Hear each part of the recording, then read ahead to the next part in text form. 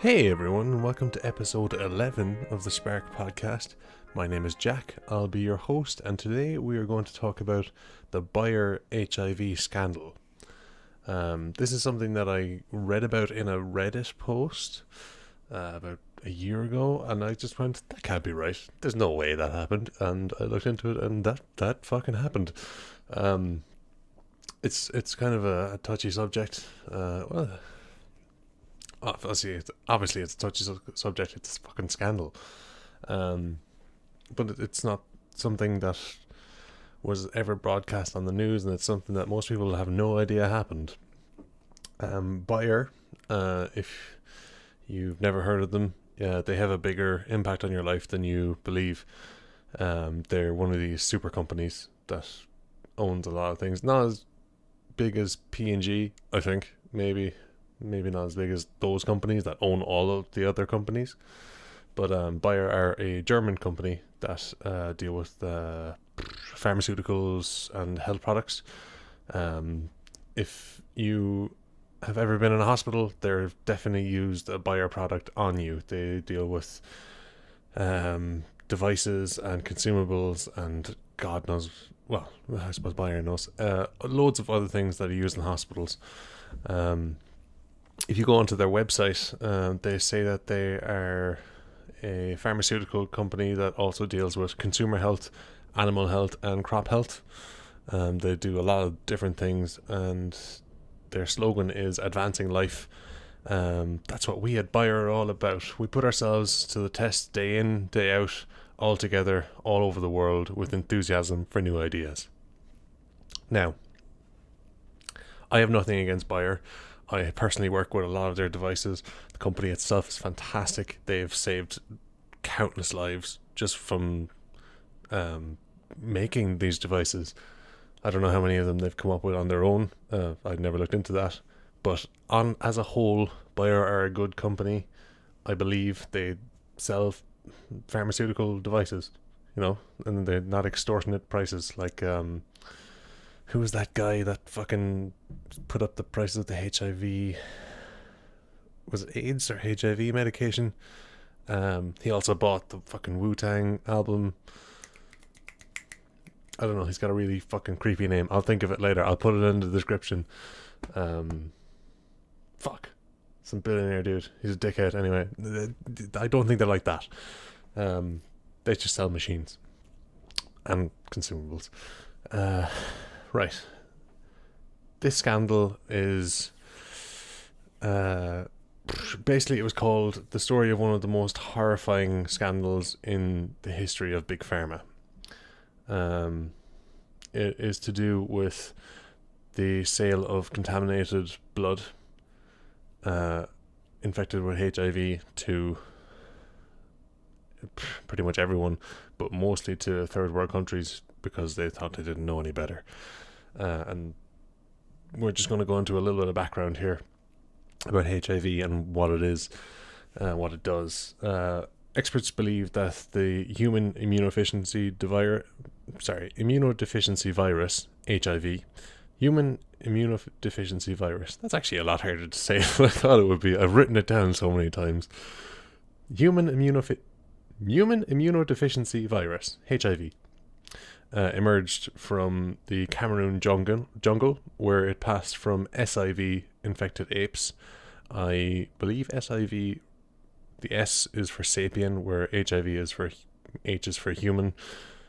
I could be wrong, but I've never looked into it. I should have before I started this podcast, but this is how I do things. SIV infected apes to humans by way of bushmeat. Basically, they were eating the apes, not through interspecies sex, like we were all told in fucking secondary school and primary school when we first discovered AIDS came from the apes. That's not how it happened. People weren't just fucking apes and getting AIDS from them. That's not what happened. They ate them. And HIV kind of became a thing around the early 20th century. It kind of stayed in Cameroon for a while, but it obviously spread then afterwards. Things began to change in the early 70s when cases of a strange, mysterious disease that caused victims to waste away before dying of a secondary infection appeared in big cities across the United States. And by 1981, there was a full-blown AIDS epidemic. AIDS is one of these diseases that doesn't kill you directly. It attacks your immune system, so it makes you very susceptible to other diseases.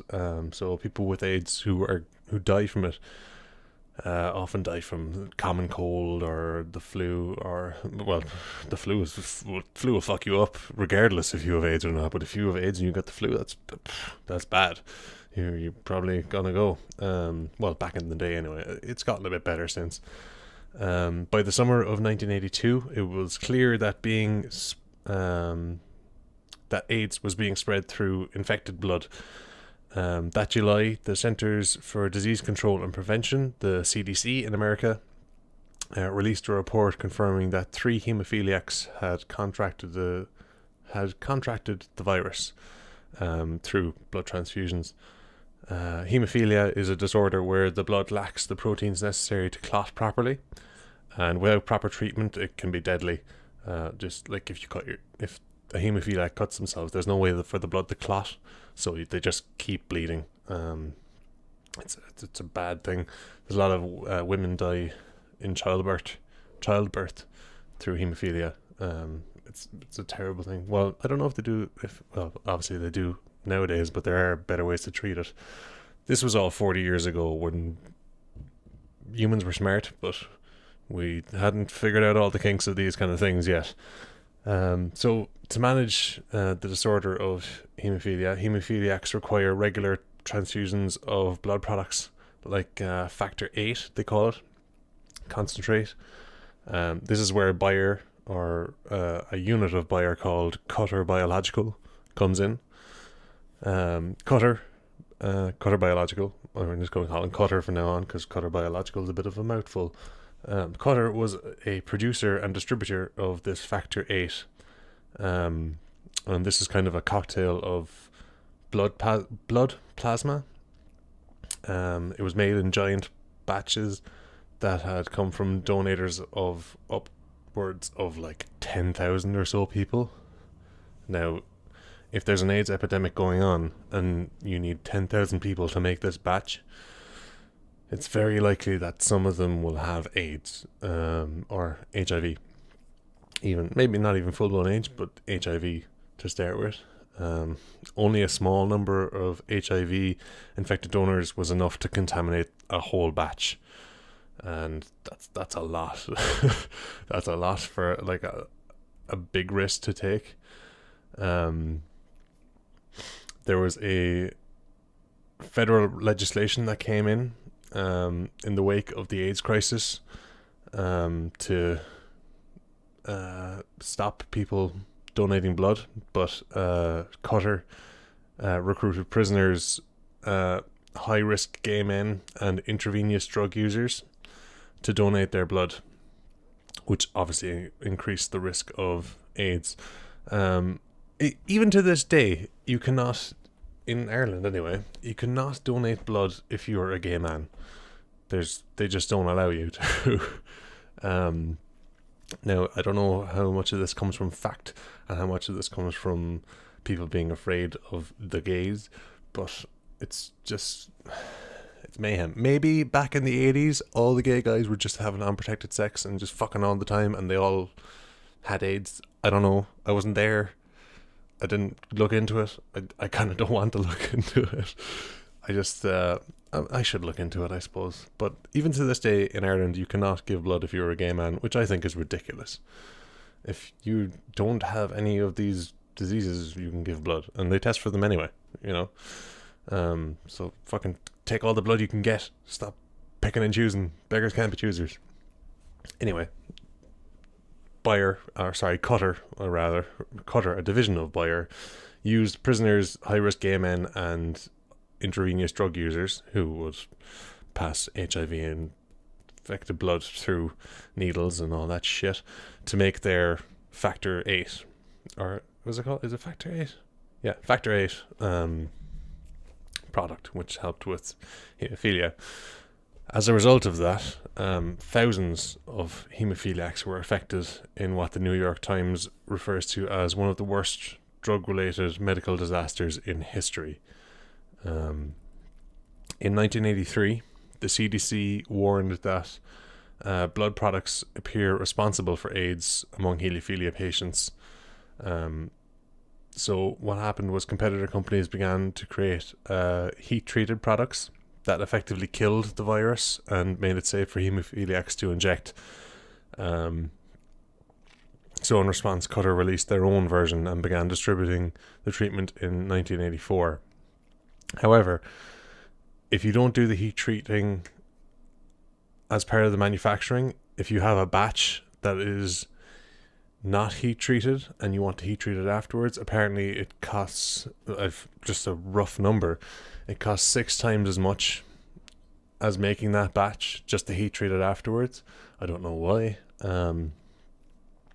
So they had, Qatar and Bayer basically had loads of batches of untreated factor 8 that they knew they knew had a very high risk of being contaminated, and basically was.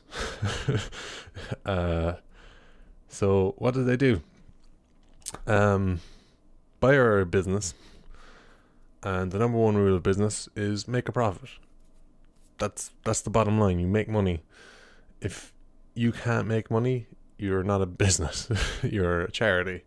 So what they did was they had to sell that untreated AIDS or HIV infected factor 8.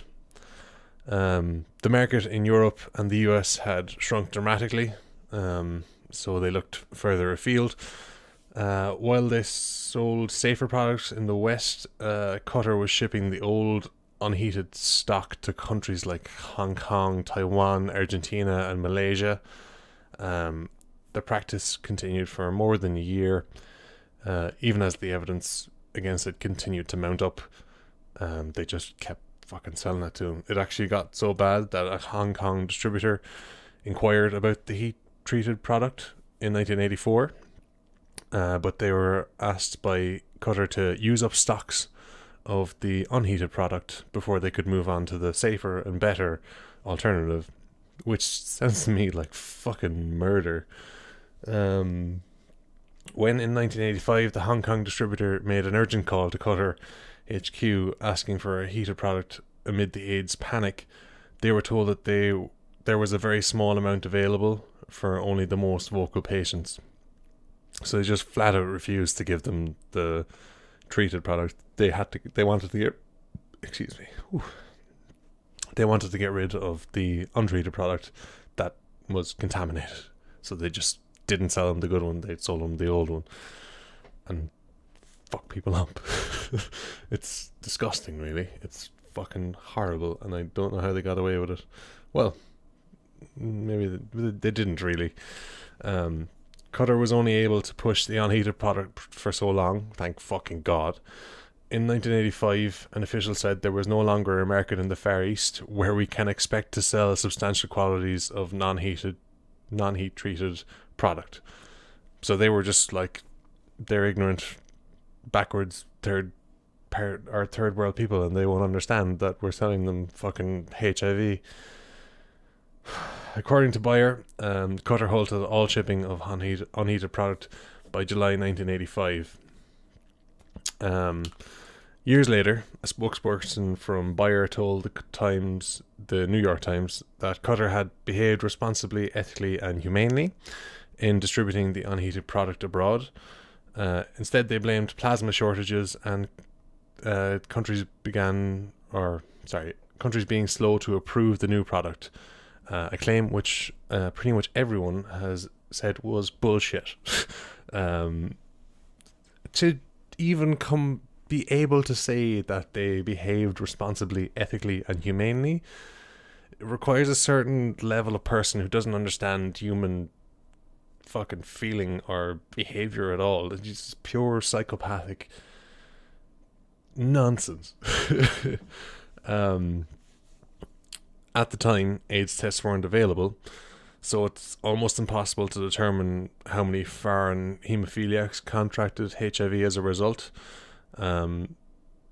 Mostly because if you got sick in countries like that back in the day, you just died and nobody really said anything. You know, people were dying all the fucking time. You know, it's records showed that at least 100 became HIV positive in Taiwan and Hong Kong. But in the US, roughly half of the patients who had haemophilia at the time contracted HIV from plasma-based pharmaceuticals. That is, as far as I can tell, at least 20,000 people.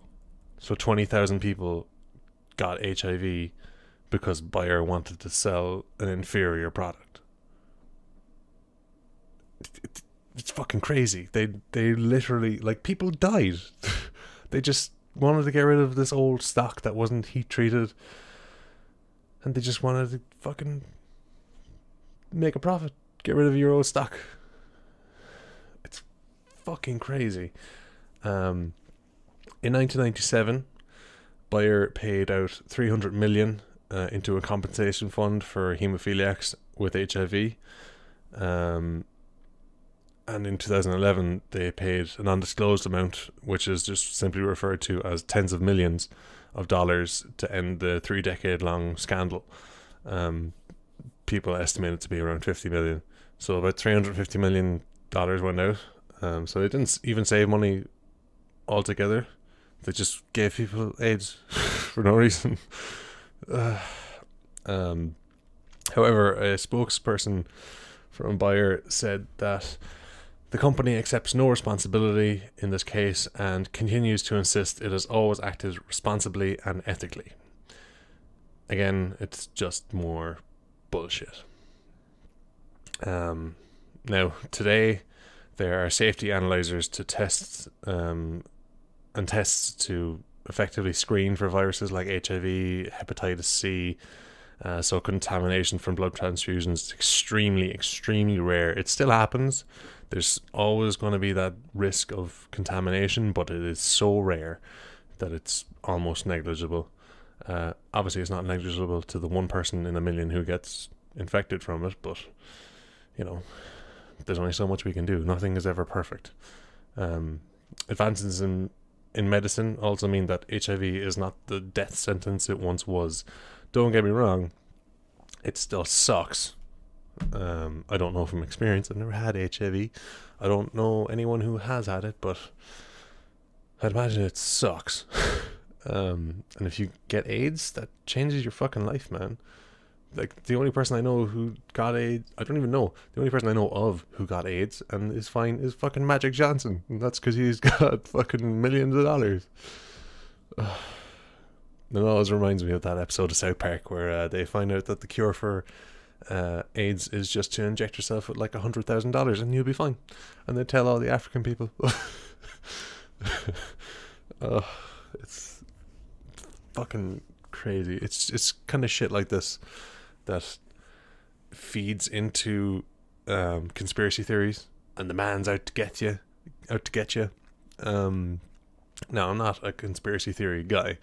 I believe the majority most of the time, but I can see where they're coming from when shit like this happens every day. There's so much of this going on that we don't know about. Like, I would be willing to bet that the vast majority of the people who are listening to me right now, all 5 of you, had no idea this was a thing. I didn't either until I just stumbled upon it. And it kind of blew my mind. It made me look at companies in different ways.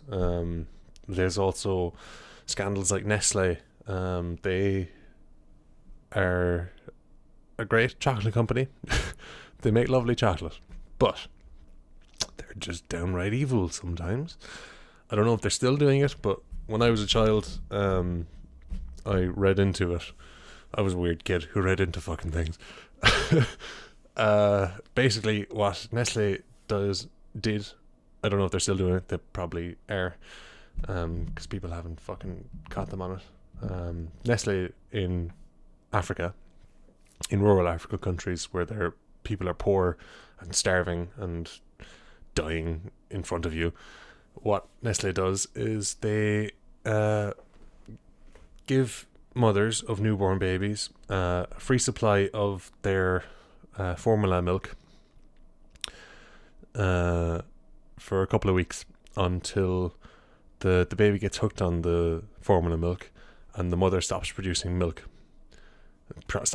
own milk, and then they stop giving them free formula milk and start charging them for it. And these women can't afford that. They can't afford to feed themselves. They can't afford to buy this high quality fucking formula milk. So a lot of the time the babies starve to death.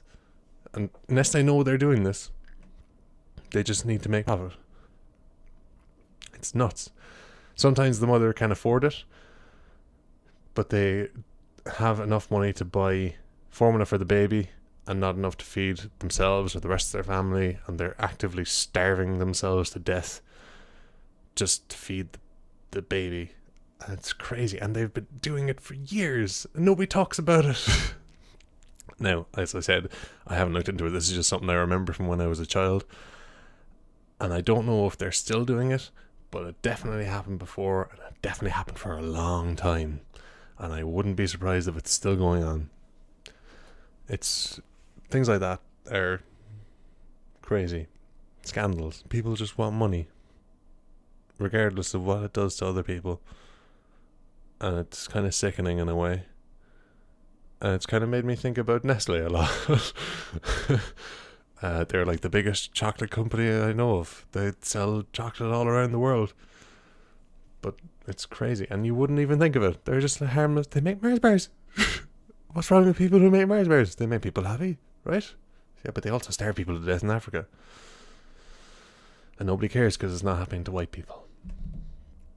Which is fucking awful. But that's kind of the truth of it too. If shit doesn't happen, if genocide doesn't happen to white people, people don't care. They're just like, nah, alright, we move on with our lives. It's not happening right in front of me, so it doesn't matter. But it does. It's happening right in front of other people. And people are benefiting from it. But anyway, that's enough ranting for one day. Basically, people are evil. Some people are. Some people are just downright fucking evil. And it may be the mob mentality of like, I'm not doing it, it's the company is doing it, but you're helping. In reality, there's no way that you're not doing it. You're not actively working against it. I'm not actively working against it. I'm as guilty as everyone else for just sitting here. I just talk about it. I'm just making people aware. I'm not actually doing anything. I'm just talking about it. Maybe I should do something about it. But anyway, I've got my own fucking problems to deal with. That's a problem too.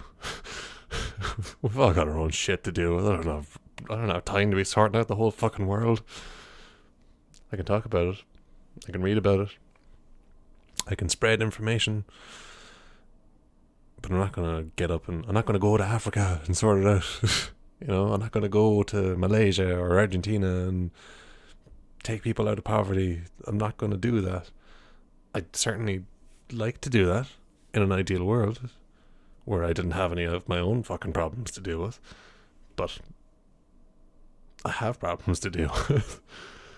I think I should probably end this on a more lighthearted note. I'm just going to talk about shit that I've been doing for the last week or so for the next 2 or 3 minutes, because I'm only 24 minutes into this podcast, and usually they're half an hour, and I like to make them about half an hour, and sometimes I just ramble on like I am right now. Work's going pretty well. It's nice. It's getting busy. Getting real busy. I've really gotten into my running recently. I broke alright, well, I made a bit of a boo-boo at the start of this week. I went for a run on Monday to do my usual 5k up a hill on a really shitty road, and I stood in a pothole about 1k into the run. Stood in the pothole and fucked up my hip. It was really painful. I was like, fuck it, it'll be fine, I'll just walk it off like I always do. I always did, I suppose, when I was younger and pliable. Now that I'm getting old, that shit fucking stays with you, man. It was 1 kilometer into the run, ran up the hill, ran back down, and just like in the last kilometer, I just had to walk. It took me like 40 minutes to run 5k, which is fucking. It's not ridiculous for me, but it's a lot more. It's like where I was when I started. And then the day after that, I had a really shitty day in work. Well, not a shitty day, it was just stressful. So I just got home and was like, fucking, I'm just going to go for a run. And I beat my, with bad hip, beat my 5k record. But now I am in awful, terrible pain. I've taken painkillers for the first time in like 10 years. I'm not against painkillers. I just don't think I need them. You know, I'm not that I'm a macho man who doesn't feel pain. I'm just like, pain's a good thing. It reminds you you're alive. You know, it makes me aware of a problem. And I'm always afraid that if I have a problem, especially with my legs, and I numb it, and if I'm just walking around normally, not protecting it, I'm just going to make it worse. That's what I'm afraid of with painkillers. Not that I'm a tough man who lived through the pain. I'm just like, if I take painkillers and ignore it, I'm going to make it worse and make it last longer. But yeah, that's me for the day. I'm just going to sit here and nurse my fucking hip.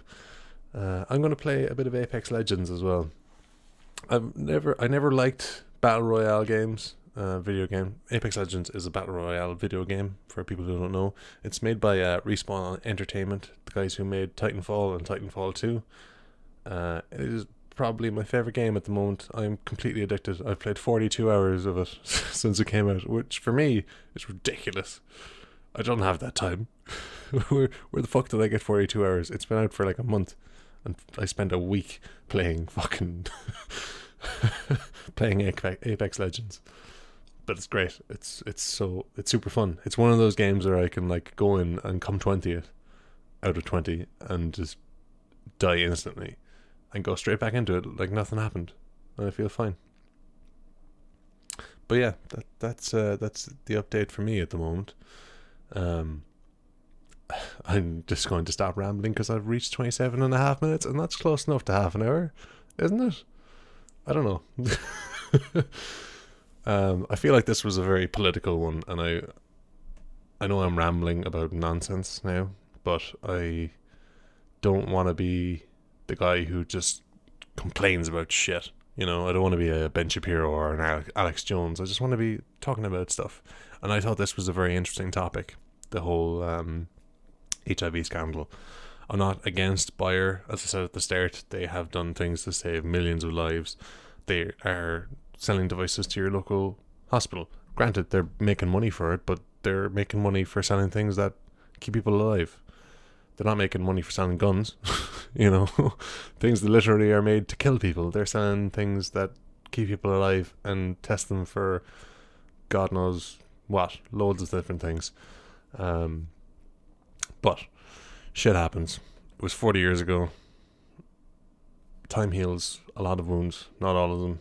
Obviously people are still upset about it. I'm a little upset about it. But yeah, I haven't gone completely against Bayer because of it. The fact that they're denying it makes me sick. That they're denying that they acted inhumanely is disgusting to me. But I don't know. I don't know how I feel about it. I'm still going to use their products. I'm going to have to. I don't decide what goes into hospitals. You know, they're still selling it at a reasonable price, obviously.